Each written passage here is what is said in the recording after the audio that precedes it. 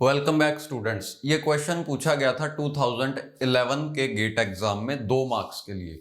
तो मैं एक बार ही पहले पूरा क्वेश्चन पढ़ता हूं, फिर हम इसे सॉल्व करते हैं। An 8 KB direct mapped write back cache is organized as multiple blocks, each size of 32 bytes. The processor generates 32-bit addresses. The cache controller contains tag information for each cache block comprising of the following: one valid bit, one modified bit, and as many bits as the minimum needed to identify the memory block mapped in the cache. What is the total size of memory needed at the cache controller to store metadata, that is tags, for the cache?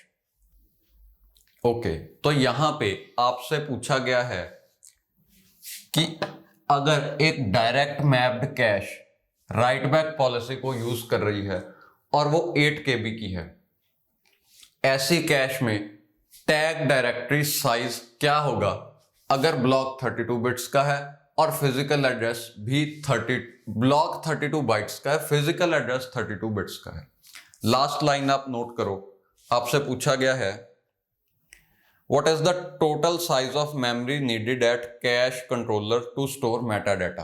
Metadata यानी कि tag bits, total जो tag bits होंगे, हर line के साथ एक tag bit, एक tag information associated होगी। अगर उन सभी को हम ऐड कर लें तो उसे कहते हैं टैग डायरेक्टरी। यही आपसे पूछा गया है कि टैग डायरेक्टरी का साइज क्या होगा। तो कैश है राइट बैक टाइप की। राइट बैक कैश वो होती है जहां पे सीपीयू कुछ भी अगर अपडेट करता है तो वो क्लोजेस्ट लेवल ऑफ कैश में ही होगा। यानी कि मान लो यहां पे आपका सीपीयू है, क्लोजेस्ट लेवल कैश यानी कि L1 कैश, सीपीयू ने कुछ भी राइट करना है तो वो L1 में राइट कर देगा। बट आपको पता है L2, L3 और मेन मेमोरी में भी वही इंफॉर्मेशन होगी जो अभी तक सीपीयू ने अपडेट नहीं की। सीपीयू ने सिर्फ L1 में अपडेट किया है। तो ये चेंजेस L1 से L2 में तब जाते हैं जब हम उस स्पेसिफिक ब्लॉक को L1 कैश में से डिलीट करते हैं या रिप्लेस करते हैं। The terminology is replace.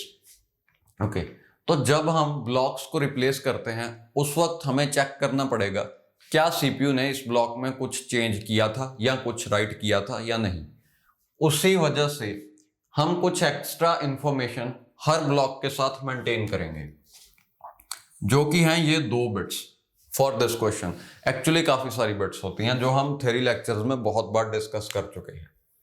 सो यहां पे उन्होंने कहा है कि एक वैलिड बिट और एक मॉडिफाइड बिट हम मेंटेन करेंगे हर कैश ब्लॉक के लिए। तो टैग इंफॉर्मेशन हर कैश ब्लॉक में सेव्ड होगी जिसमें 2 ये बिट्स और एक टैग पार्ट। टैग पार्ट यानी कि जो हम फिजिकल एड्रेस की टैग बिट्स लेंगे, वो जो आइडेंटिफाई करेंगी कि इस स्पेसिफिक ब्लॉक में मेन मेमोरी का कौन सा पार्ट सेव्ड है। ओके, तो आपको पता है डायरेक्ट मैप्ड कैश में हम फिजिकल एड्रेस के 3 पार्ट्स करते हैं: tag, line number and block offset. Okay, direct mapped की बात कर रहा हूं मैं। तो यहां पे लाइन नंबर कैश में से एक लाइन को आइडेंटिफाई करता है। ये कितने बिट्स का होगा ये पता करने के लिए हमें पहले पता होना चाहिए कि कैश में टोटल कितनी लाइंस हैं। सबसे पहले आपको गिवन है प्रोसेसर जनरेट्स 32 बिट एड्रेस, यानी कि पूरा फिजिकल एड्रेस तो 32 बिट्स का है। ओके, अब आपको गिवन है ब्लॉक इज 32 बाइट्स, यानी कि ब्लॉक ऑफसेट 5 बिट का होगा, क्योंकि 32 बाइट्स में से एक बाइट को आइडेंटिफाई करने के लिए 5 बिट्स लगेंगी। ब्लॉक ऑफसेट का यही काम है, एक ब्लॉक में से एक वर्ड को आइडेंटिफाई करना, यानी कि 32 बाइट्स में से एक को आइडेंटिफाई करना। अब ढूंढते हैं लाइन नंबर। लाइन नंबर के लिए मैंने आपको बताया था हमें पता होना चाहिए कैश में लाइंस कितनी होंगी। तो कैश टोटल 8 KB की है और एक ब्लॉक 32 बाइट्स का है। ब्लॉक या लाइन साइज 32 बाइट्स का है। अगर मैं 8 KB को 32 बाइट्स के साथ डिवाइड कर दूं, यानी कि cache size bye block size करूं, तो मुझे पता चल जाएगा कैश में टोटल ब्लॉक्स कितने हैं। यहां पे मैंने लिख भी रखा है। So cache size is 8 KB divided by block size is 32b. This is 2 raised to the power 13 divided by 2 raised to the power 5, तो ये आएगा 2 raised to the power 8, यानी कि टोटल 256 ब्लॉक्स हैं कैश में, ब्लॉक्स या lines. तो उनमें से एक को आइडेंटिफाई करने के लिए आपको 8 बिट्स की जरूरत पड़ेगी, because 2 raise to the power 8 में से एक चीज आइडेंटिफाई करने के लिए मिनिमम एड्रेस 8 बिट्स का होगा। That's what I have written here. अब टोटल 32 है, उसमें से आप इतना पार्ट माइनस कर दोगे तो आपको टैग फील्ड की लेंथ पता लग जाएगी, which will be 19 because 32 minus 13 is 19।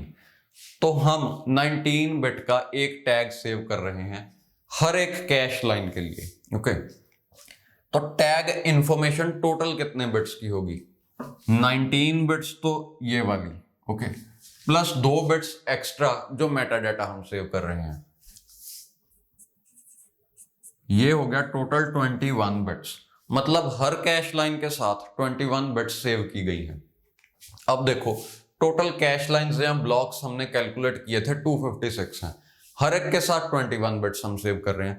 तो total tag directory, cash tag directory में कितनी मेमोरी कंज्यूम होगी? 21 bits into number of lines 256, ये आएगा 5300 समथिंग। देखो 256 को 20 के साथ मल्टीप्लाई करें, वो आ जाएगा 256 इंटू 2 यानी कि 512, और पीछे एक 0 20 वाली, तो 5120।